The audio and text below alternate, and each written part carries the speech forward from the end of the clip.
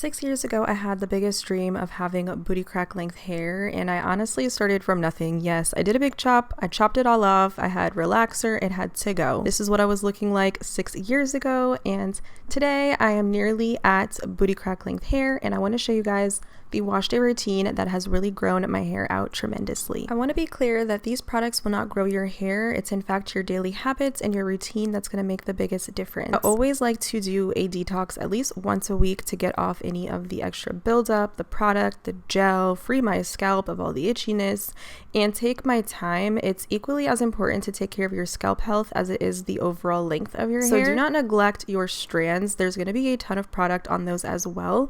And if you want to get the most out of your moisturizing routine, you need to have a clean slate. I had healthy hair when I realized that taking care of my scalp was going to be a priority for me. Think of your scalp as an extension to your skin. You know, when you hop into the shower, you want to exfoliate, you want to make sure it's squeaky clean, and you want to make sure that it's moisturized. So keep the same rule and apply it to your scalp. I always like to do another shampoo. This one is going to be something that's more moisturizing and it's going to have no proteins. I have very protein sensitive hair. I have fine hair and I have thick hair. So the number one thing is to take time to understand what your hair type is and use products that are going to benefit your hair type. Your hair type is going to be more than just the overall formation of your curls or your coils. This is going to include things like your density, your texture, your porosity, and understanding what your hair is so that you can make the best product routine that's going to help your hair grow and not break your hair off. As a girly with high porosity hair, I love a moisturizer. I love to go in with something that's going to be thick and really hydrate my curls at the end of the week. And my hair loses and gains moisture really easily. So this is really important for me to implement in my routine. And I found the biggest results when I was consistent with deep conditioning with my hair growth. The biggest mistake you can do is in your detangling routine. I only detangle when I'm in the shower. You guys, that's it. Not when my hair is dry, only when it's wet. And I always use a wide tooth comb. The biggest thing that I did was only using this to detangle versus a brush. Brushes, I've learned, like the Denman brush or wet brushes, pull my hair and snag my hair. So I really take my time, start from the bottom, section in 4, and work my way through my tangles. Give yourself the time and space to grow your hair. Your hair is always going to be growing. The biggest thing is to retain that length that we are growing every single month. They say that we grow about half of an inch. So if you're able to maintain that and keep up with your trims a couple times out of the year, do low manipulation styles, limit your heat, and make sure that you pick a protective style that is actually protective. Nobody has time for lost edges. Trust me, I did the wigs, the extensions, the sew-ins, and I did nothing for my actual hair. And be kind to yourself on this journey. It's all about self-love and care.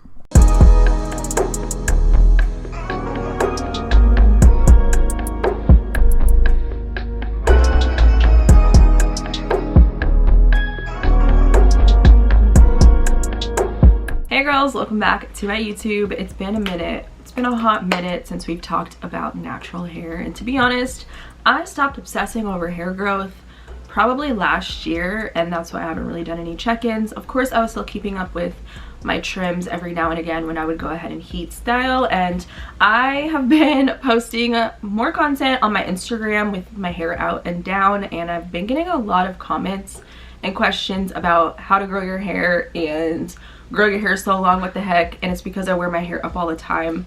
I even forget how long it is. Also, shrinkage is such a thing. So I put together collectively some thoughts, tips, things that I've learned this past year, things that I've implemented, things that maybe I've changed in my routine, things that I would recommend you guys do if you're wanting to start a hair growth journey this year for 2026. So if this interests you, if these types of videos interest you, you want to see more of them, definitely thumbs up this video so I'll know to post some more for you guys and do more frequent updates and routines and tips and tricks.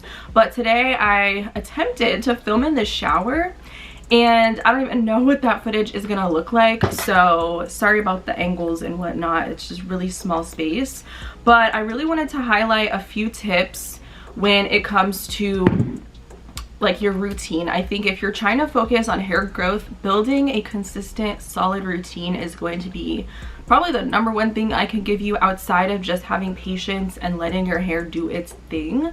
So you need to learn your hair. That's the biggest thing that I did when I did the big chop in 2020. It's been 6 years, you guys, officially. February 2020 was my last deciding factor to put down the hair relaxer. So 6 years of hair growth is what you guys are looking at in today's video. But when I started my journey out, I didn't know anything about coming from relaxed hair to natural hair. I didn't know what hair typing was. I didn't know what my curl pattern was gonna be. You know, coming from that transition, I didn't know anything about porosity. So I kind of fell into this rabbit hole about hair types. I still believe that the hair typing chart is complete BS, and you can learn more about your hair type from other aspects outside of just the way that your hair forms a curl or a coil. So the first thing I would recommend you guys look into is what your hair texture is. Do you have fine hair? Do you have medium texture? Do you have coarse texture? Some people like myself have multiple textures. For me, for example, I realize that my hair is fine, but when it comes to the crown, it's more coarse. So that will dictate the style of products that I will use and placement. You'll also want to know what your hair density is. Do you have thin hair? Do you have medium density? Do you have thick hair? So that will also tell you certain types of products that maybe you'll want to use within your routine, because different hair products react with different textures and densities.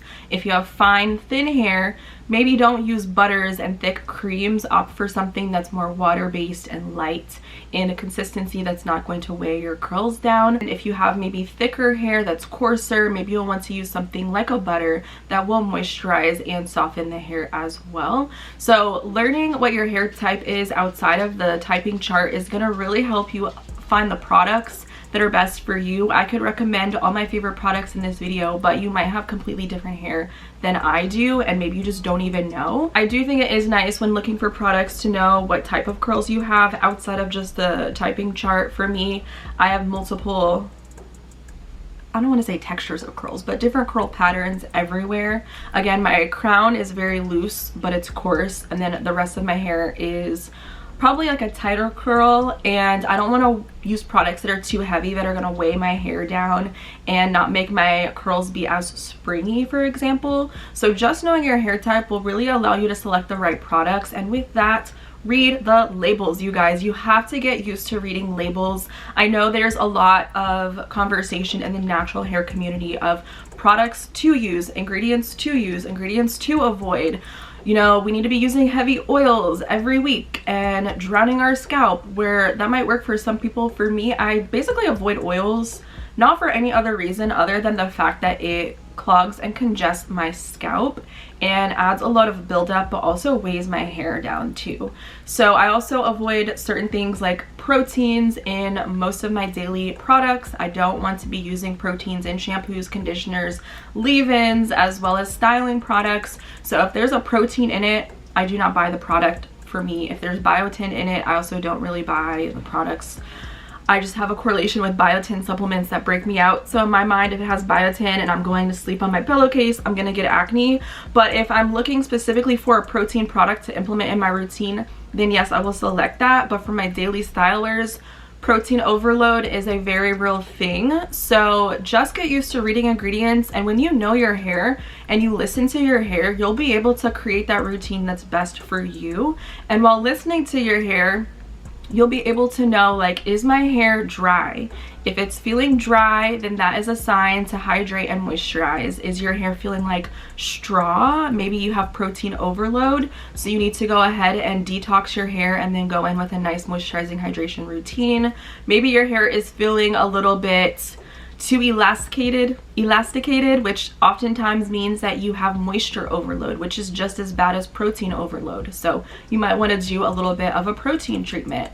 Or maybe your hair is just feeling really snaggly, the curls aren't curling up as much as they used to. That might be a sign to go ahead and get a trim and things like that. Like, your hair will really tell you what it needs, and you just have to pay attention and listen to it. And that was something that I definitely realized on my hair growth journey. I have suffered with a lot of single strand knots in the beginning.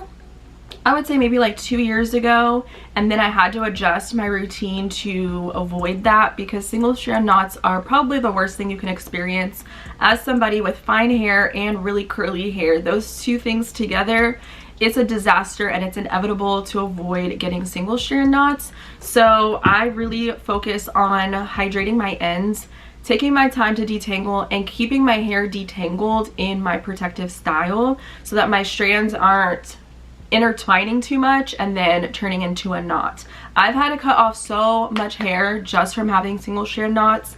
And you know, you work so hard to grow your hair out for a year, then you're getting a 3-inch haircut, you know, twice a year because you have these single strand knots.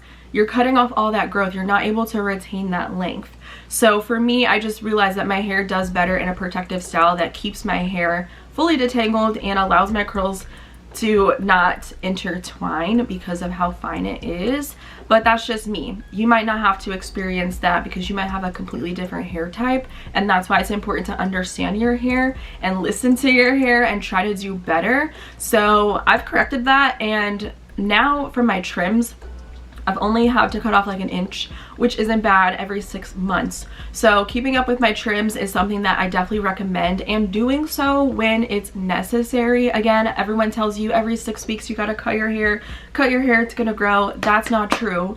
Okay, our hair grows from our scalps. If you wanna retain the length, sure, it can really help, but it also goes along with your routine and your lifestyle. Like, if you're not chemically treating your hair, you're not doing keratins, hair dyes, you know, the relaxer, you're not overheat styling, you might not have to cut your hair every 6 weeks like we're told that we need to. So as long as you're taking good care of your hair, you're doing low manipulation hairstyles, and you're working to retain that length, and your hair's not tangling up in single strand knots, or you're getting that split end, don't cut your hair. It's really not necessary. I am very minimal when it comes to heat, and I've realized that I just don't need heat in my routine. I love having straight hair and doing my like blowout styles with my Dyson and everything, but that's just not realistic for me. When I'm sweating, I enjoy going in the sauna. I don't want to become a slave to, oh, I can't sweat my hair out, because that's exactly where I was when I was relaxing my hair and I didn't have consistency in my wellness routine and my fitness routine, and that is just a priority. I'm sorry, I'm gonna move my body and choose that over sweating out my edges, but everyone is different. You know, you might want to be a natural that wears stretched hair or prefers blowouts and straightening, but be warned, you can get heat damage. Heat trained hair is heat damaged hair, okay? You're manipulating your curls, you're gonna have heat damage, and your hair is gonna become a different texture. And if you do choose to do, and if you are someone that does choose to do keratins and bleach and color and relaxer, just know that that can also change your hair type. And I didn't even put the two together, because when I was relaxed, my porosity was low porosity and my hair was also very coarse. So my hair texture when I went natural became fine, and my porosity is high porosity, meaning my hair gets wet and loses moisture, but gets moisture really easily. So I think that's really interesting to know as well, that those can really play a role in your hair transformation, your overall hair health, especially if maybe you have your hair growing out and maybe your ends are treated with color. You're gonna have two different porosities and textures and all that going on, so it might also be a little bit more challenging to retain that length, and you might experience a line of demarcation, of breakage and stuff like that. In that case, doing a big chop might benefit you. And still to this day, y'all, doing the big chop, it was scary, but I was ready for it. You have to do it when you're ready and make the decision to make those changes in your routine for the overall health of your hair. But once I did the big chop, like, I am just so grateful looking back 6 years now later of the progress that I've made, me sticking to being natural this long. I don't think I will ever touch a relaxer ever again because of how harmful those chemicals are, and the lies that we were told of the girlies that looked so good on the box relaxers not even using the relaxers. Like, it's not necessary. And I'm just so happy that I did that transition, and I did it for myself when I was ready to do it. And I would never peer pressure anybody to do a big chop or go natural. Do what is best for you At the end of the day, it's not my hair. I don't care. I'm over here worrying about my hair health and trying to grow my own hair. I don't have time for anything else. So I just suggest that people take the right steps towards their own goals when you are ready to do it, and don't be afraid to be bald. Like, I had like this much hair. I experienced every single stage and phase of the awkward grow out periods because I cut my hair myself. It was very uneven and my hair grows differently in different areas, so I had the worst choppy layers ever, but I just had to thug it out, and here we are.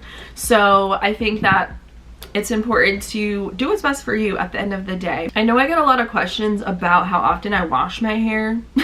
Girl, my hair is wet all of the time, and I guess it works for me and my hair type, but also just my lifestyle. It's just easier for me to hop in the shower, rinse my hair out from having a sweaty scalp.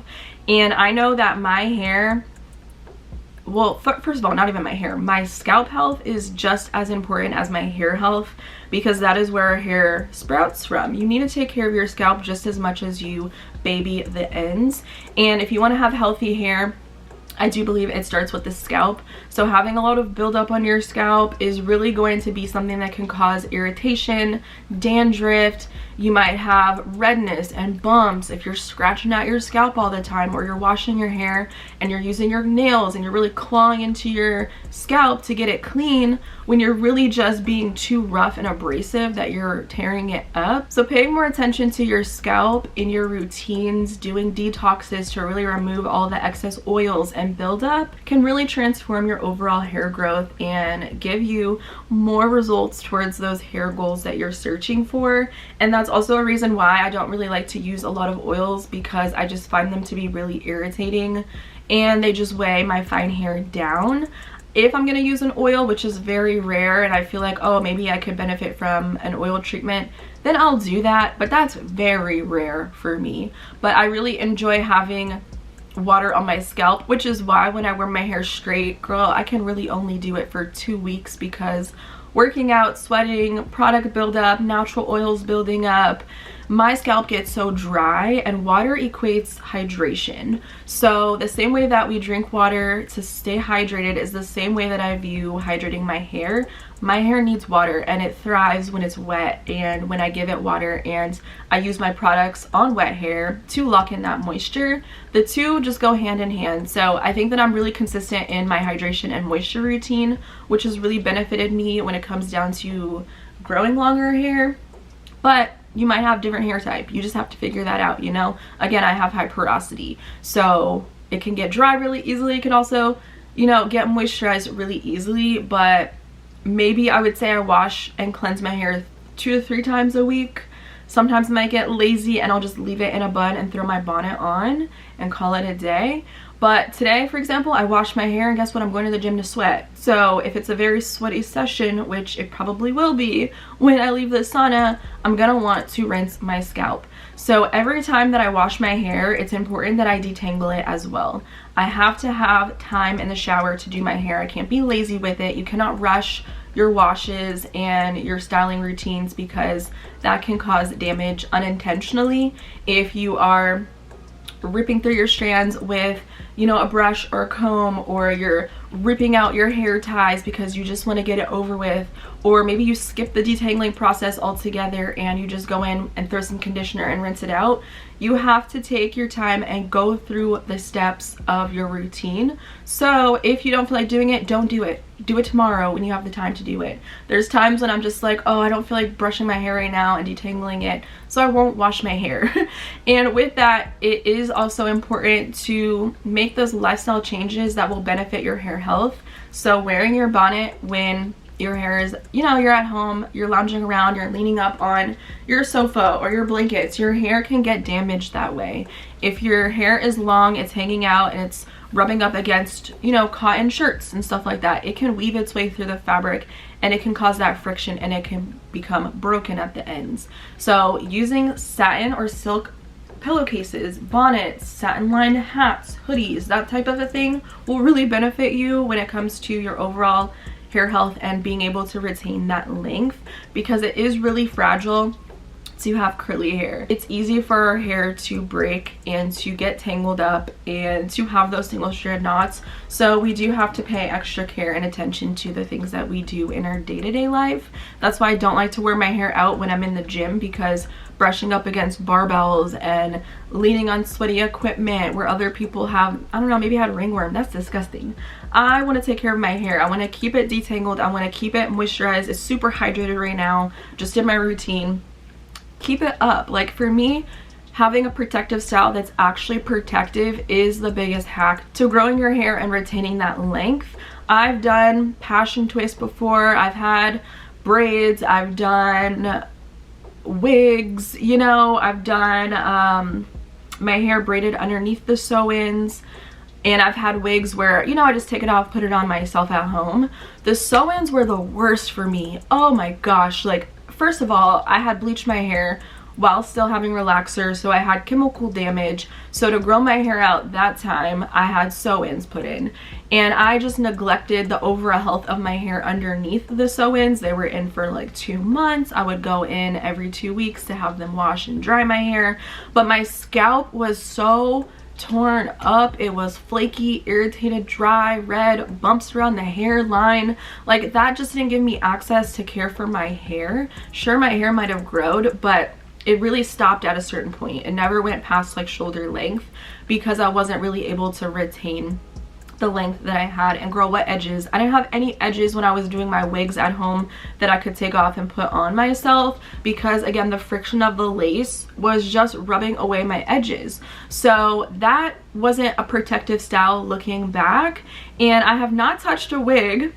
since then. I did go on a little rave festival and I wore a wig for like 3 days on a cruise, but that was just for fun. Like, I don't have a go-to wig. I have to wear this to grow my hair. Like, I don't want that. Again, there's a lot of chemicals in synthetic hair and braiding hair and wigs and all of that I just realized is just not for me anymore in my journey. So I really have appreciated the simple hairstyles of just throwing my hair up. And sure, you might get sick of seeing me in a bun, but baby, it's grown my hair the most and it's kept it the most healthy in the way of being able to retain the length that I'm growing. And I did get a comment on Instagram saying that, girl, how did you grow your hair? My hair stopped growing. Grow your hair didn't stop growing, you're just not retaining your length. So maybe using these tips can really help implement your daily routine to kind of tweak some things around to help you maintain the length that you're growing so that it's not breaking off at the same time. So within a year, I'm sure you'll be able to see some great progress if you pay attention to what your habits are and decide what habits you can let go of so that you can make it a bit of a better routine to meet those hair goals. So my goal has been booty length hair, and I think I'm close to it. I don't know, I was in the shower today doing a little pole test and my hair looks pretty good, you guys, like in the length aspect. So I don't know when I'll straighten my hair again, because I definitely want to assess for the new year to maybe see if I need to get a trim or not. But I had a trim not too long ago and I got layers cut into my hair because I felt like it was too bottom heavy, and with the curls shrinking up, it just looked better having some longer layers put in, especially around the front of my face to kind of frame it a little bit. I don't have a curly cut by any means. And another tip I will say is go to a hairstylist and get your hair cut. Like, don't try to cut your hair at home curl by curl. I don't know, that just irks me. Unless maybe you just want to wear your hair curly all the time, and maybe, I don't know, it's just worth the money to go to a stylist that you trust and can cut your hair in its stretched state. I just feel like when I did my big chop and I did the curl by curl, it just grew out so uneven. I was like, oh, never again. So whenever I get my hair cut, I always do it when it's blown out so that I can have it be as even as possible, and I'm not having to cut off so much the next time because it's growing out evenly. So with the curl by curl cutting method, it's choppy, it's uneven, and sure, you might be getting rid of some of the dead ends and the thin ends, but it's really hard to tell when your hair is curled and it's, you know, shrinking up, especially if you have really thick hair like me. Like, I just can't get with the curl by curl cutting method, but that's also just me. And I feel like that's also played a role in how my hair has grown out, being thick and full still at the ends, being even, and having less split ends, because it's not just like staggered hair just randomly brushing up against each other. I don't know if that makes sense. Those are all of the tips that I could think of that have really helped me analyze my hair and fix my hair and grow my hair so I can reach my hair goals ultimately by the end of this year. I am really excited to see what growth I will have this next year and where I'll be at this time next year when I come back and do a new video. But if you guys want any specific hair videos from me, definitely drop a comment down below, thumbs up and subscribe for more, and I'll see you guys next time. Bye!